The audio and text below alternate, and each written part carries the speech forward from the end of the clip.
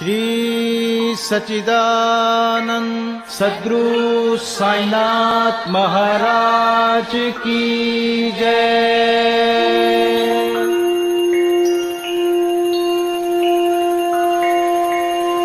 आदरणीय साईं भक्तों, आप सभी को हृदय की गहराइयों से सादर प्रणाम। साईं ज्ञान गंगा के सभी एपिसोड्स को पसंद करने के लिए आपका दिल से आभार। आशा करते हैं कि साईं ज्ञान गंगा का ये नया वीडियो भी आपको अवश्य पसंद आएगा। पसंद आने पर आप इस वीडियो को लाइक कीजिएगा, ज्यादा से ज्यादा शेयर कीजिएगा और यदि आपने अभी तक हमारे चैनल को सब्सक्राइब नहीं किया है तो प्लीज जरूर कीजिएगा और बेल आइकन को प्रेस करना भी मत भूलिएगा। तो आइए शुभारंभ करते हैं साईं ज्ञान गंगा के 12वें एपिसोड में श्री साईं सच्चरित्र के अध्याय 12 का। ईश्वरीय अवतार का ध्येय साधु जनों का परित्राण और दुष्टों का संहार करना होता है, परंतु संतों का कार्य तो सर्वथा भिन्न ही होता है। संतों के लिए साधु और दुष्ट प्राय एक ही समान होते हैं। यथार्थ में उन्हें दुष्कर्म करने वालों की प्रथम चिंता होती है और वे उन्हें उचित पद पर लगा देते हैं। वे भव सागर के कष्टों को सोखने के लिए अगस्त्य के सदृश हैं और अज्ञान तथा अंधकार का नाश करने के लिए सूर्य के समान हैं। संतों के हृदय में भगवान वासुदेव निवास करते हैं, वे उनसे पृथक नहीं हैं। श्री साईं भी उसी कोटि में हैं, जो कि भक्तों के कल्याण के निमित्त ही अवतीर्ण हुए थे। वे ज्ञान ज्योति स्वरूप थे और उनकी दिव्य प्रभा अपूर्व थी। उन्हें समस्त प्राणियों से समान प्रेम था। वे निष्काम तथा नित्य मुक्त थे। उनकी दृष्टि में शत्रु, मित्र, राजा और भिक्षुक सब एक समान थे। भक्तों के लिए उन्होंने अपना दिव्य गुण समूह पूर्णतः प्रयोग किया और सदैव उनकी सहायता के लिए तत्पर रहे। उनकी इच्छा के बिना कोई भक्त उनके पास पहुंच ही नहीं सकता था। यदि उनके शुभ कर्म उदित नहीं हुए हैं तो उन्हें बाबा की स्मृति भी कभी नहीं आई और ना ही उनकी लीलाएं उनके कानों तक पहुंच सकी। तब फिर बाबा के दर्शनों का विचार भी उन्हें कैसे आ सकता था। अनेक व्यक्तियों की श्री साईं बाबा के दर्शन की इच्छा होते हुए भी उन्हें बाबा के महासमाधि लेने तक कोई योग प्राप्त नहीं हो सका। अतः ऐसे व्यक्ति जो दर्शन लाभ से वंचित रहे हैं, यदि वे श्रद्धा पूर्वक साईं लीलाओं का श्रवण करेंगे तो उनकी साईं दर्शन की इच्छा बहुत कुछ सीमा तक तृप्त हो जाएगी। जिस पर साईं की कृपा होती है वो साईं इच्छा अनुसार शिरडी पहुंच बाबा के दर्शन कर आनंद प्राप्त करता है और साईं इच्छा ना होने पर वहां पहुंचकर भी वो ज्यादा समय तक वहां ठहर ही नहीं सकता। साईं की सब देन यह साईं में संसार, साईं आज्ञा मानी सब करो उचित व्यवहार, करो उचित व्यवहार। ओम साईं श्री साईं जय जय साईं, ओम साईं श्री साईं जय जय साईं, ओम साईं श्री साईं जय जय साईं, ओम साईं श्री साईं जय जय साईं, ओम साईं श्री साईं जय जय साईं, ओम साईं श्री साईं जय जय साईं। एक समय काका महाजनी मुंबई से शिरडी पहुंचे। उनका विचार एक सप्ताह ठहरने और गोकुल अष्टमी उत्सव में सम्मिलित होने का था। दर्शन करने के बाद बाबा ने उनसे पूछा, तुम कब वापस जाओगे? उन्हें बाबा के इस प्रश्न पर आश्चर्य सा हुआ। उत्तर देना तो आवश्यक ही था, इसलिए उन्होंने कहा, जब बाबा आज्ञा दे। बाबा ने अगले दिन ही जाने को कहा। बाबा के शब्द कानून थे जिनका पालन करना नितांत आवश्यक था। काका महाजनी ने तुरंत ही प्रस्थान किया। जब वे मुंबई में अपने ऑफिस में पहुंचे तो उन्होंने अपने सेठ को अति उत्सुकता पूर्वक प्रतीक्षा करते पाया। मुनीम के अचानक ही अस्वस्थ हो जाने के कारण काका की उपस्थिति अनिवार्य हो गई थी। सेठ ने शिरडी को जो पत्र काका के लिए भेजा था वो मुंबई के पते पर उनको वापस लौटा दिया गया। अब एक विपरीत कथा सुनिए। एक बार एडवोकेट भाऊ साहेब धुमाल एक मुकदमे के संबंध में निफाड़ के न्यायालय को जा रहे थे। मार्ग में वे शिरडी उतरे। उन्होंने बाबा के दर्शन किए और तत्काल ही निफाड़ को प्रस्थान करने की तैयारी करने लगे, परंतु बाबा की स्वीकृति प्राप्त न हुई। बाबा ने उन्हें शिरडी में 1 सप्ताह और रुकने के लिए कहा। इसी बीच में निफाड़ के न्यायाधीश उदर पीड़ा से ग्रस्त हो गए। इस कारण उनका मुकदमा किसी अगले दिन के लिए बढ़ा दिया गया। 1 सप्ताह बाद भाऊ साहेब धुमाल को लौटने की अनुमति मिल गई। इस मामले की सुनवाई कई महीनों तक और 4 न्यायाधीशों के पास हुई। फलस्वरूप धुमाल ने मुकदमे में सफलता प्राप्त की और उनका मुवक्किल मामले में बरी हो गया। कथा सार पायो यही साईं प्रभु सब जान, महाजनी लौटाए तुत दीन कर्म का ज्ञान। साईं अंतर ज्ञान रखी कहि शब्द जो मान, पावो सुख सब मिटे दुख अंत होए पहचान, अंत होए पहचान। ओम साईं श्री साईं जय जय साईं, ओम साईं श्री साईं जय जय साईं, ओम साईं श्री साईं जय जय साईं, ओम साईं श्री साईं जय जय साईं, ओम साईं श्री साईं जय जय साईं, ओम साईं श्री साईं जय जय साईं। एक बार श्री नाना साहेब निमोणकर, जो निमोण के निवासी थे और अवैतनिक न्यायाधीश थे, शिरडी में अपनी पत्नी के साथ ठहरे हुए थे। निमोणकर तथा उनकी पत्नी बहुत सा समय बाबा की सेवा और उनकी संगति में व्यतीत किया करते थे। एक बार ऐसा प्रसंग आया कि उनका पुत्र बेलापुर में रोग से पीड़ित हो गया। तब उसकी माता ने वहां जाकर अपने पुत्र और अन्य संबंधियों से मिलने तथा कुछ दिन वहीं व्यतीत करने का निश्चय किया। परंतु श्री नाना साहेब ने दूसरे दिन ही उन्हें लौट आने को कहा। वे असमंजस में पड़ गईं कि अब क्या करना चाहिए, परंतु बाबा ने उनकी पूर्ण सहायता की। शिरडी से प्रस्थान करने के पूर्व वे बाबा के पास गईं। बाबा साठेवाड़ा के समीप नाना साहेब और अन्य लोगों के साथ खड़े हुए थे। उन्होंने जाकर चरण वंदना की और प्रस्थान करने की अनुमति मांगी। बाबा ने उनसे कहा, शीघ्र जाओ, घबराओ नहीं। शांत चित्त से बेलापुर में 4 दिन सुख पूर्वक रहकर सब संबंधियों से मिलो और तब शिरडी आ जाना। बाबा के शब्द कितने सामयिक थे। श्री निमोणकर की आज्ञा बाबा द्वारा रद्द हो गई। अध्याय 12 में अब बात नासिक के मूले शास्त्री ज्योतिषी की। नासिक के कर्मनिष्ठ अग्निहोत्र ब्राह्मण थे मूले शास्त्री।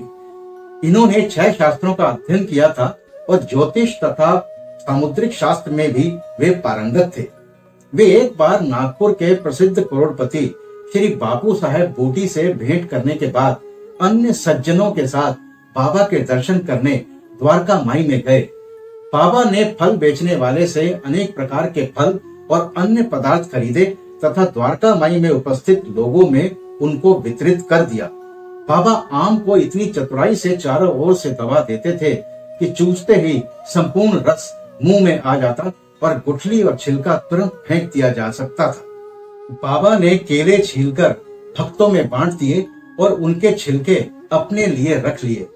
हस्तरेखा विशारद होने के नाते मूले शास्त्री ने बाबा के हाथ का परीक्षण करने की प्रार्थना की, परंतु बाबा ने उनकी प्रार्थना पर कोई ध्यान न देकर उन्हें 4 केले देकर हाथ दिखाने की बात टाल दी। इसके बाद सब लोग वाड़े को लौट आए।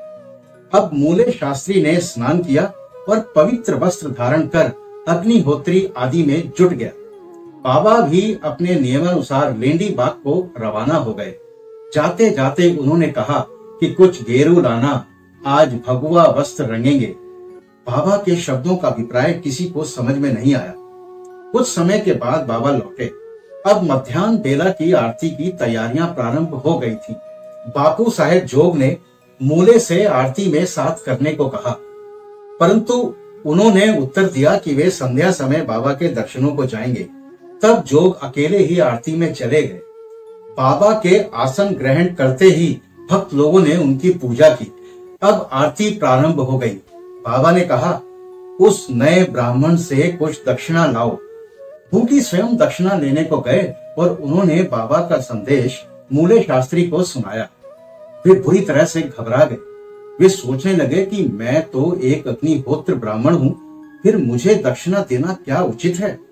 माना कि बाबा महान संत हैं, परंतु मैं तो उनका शिष्य नहीं हूँ।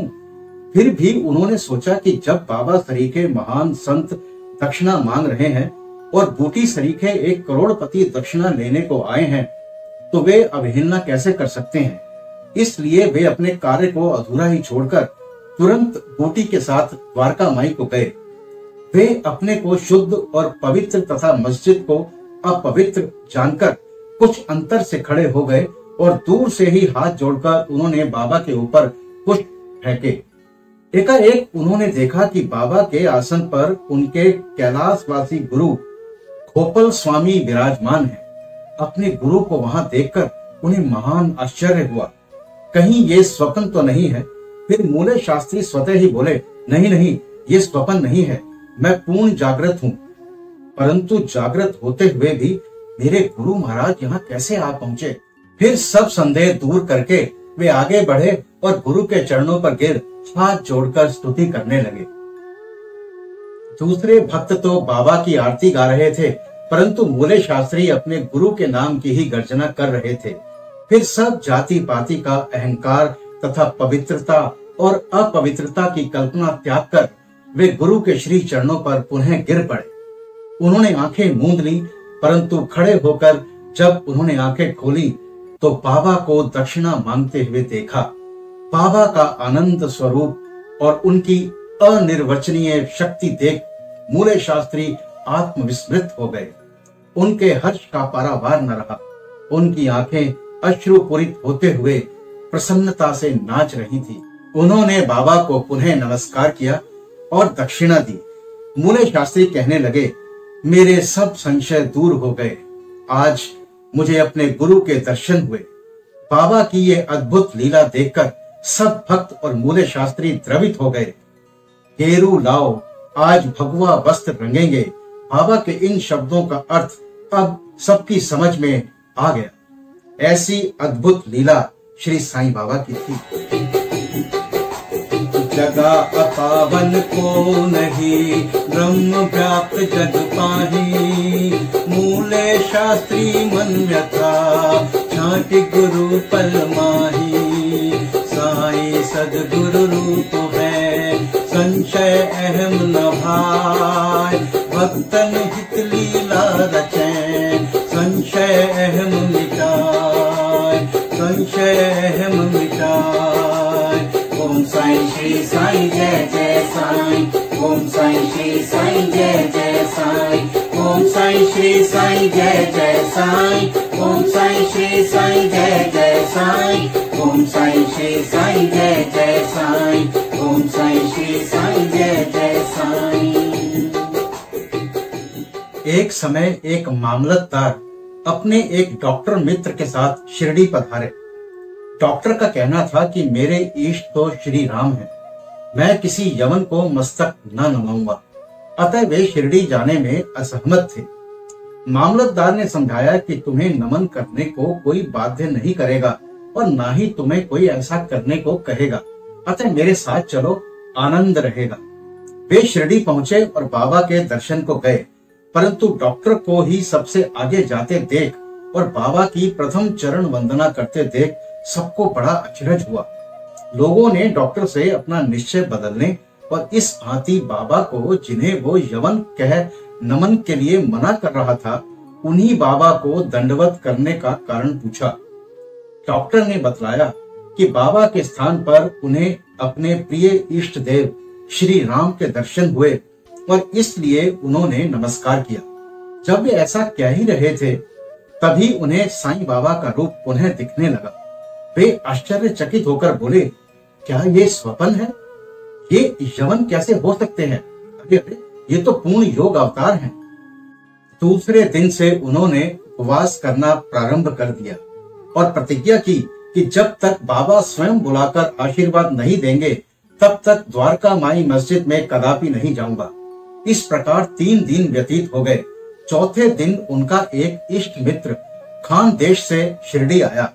वे दोनों द्वारका माई में बाबा के दर्शन करने गए। नमस्कार होने के बाद बाबा ने डॉक्टर से पूछा, आपको बुलाने का कष्ट किसने किया? आप यहाँ कैसे पधारे? ये प्रश्न सुनकर डॉक्टर द्रवित हो गए और उसी रात्रि को बाबा ने उन पर कृपा की। डॉक्टर को निद्रा में ही परमानंद का अनुभव हुआ। वे अपने शहर लौट आए तो भी उन्हें 15 दिनों तक वैसा ही अनुभव होता रहा। इस प्रकार उनकी साईं भक्ति कई गुना बढ़ गई। इन कथाओं से यही शिक्षा मिलती है कि अपने गुरु में दृढ़ विश्वास होना चाहिए। तो इसके साथ ही अध्याय 12 यहाँ संपन्न होता है।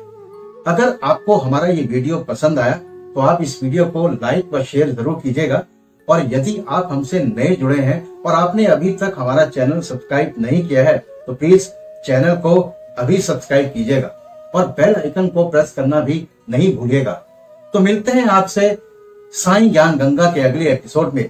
तब तक मस्त रहिए, स्वस्थ रहिए, साईं नाम जपते रहिए। बाबा सबका भला करे। ओम श्री साईनाथाय नमः। अनंत कोटि ब्रह्मांड नायक राजाधिराज योगी राज परे ब्रह्म श्री सच्चिदानंद सद्गुरु साईनाथ महाराज की जय।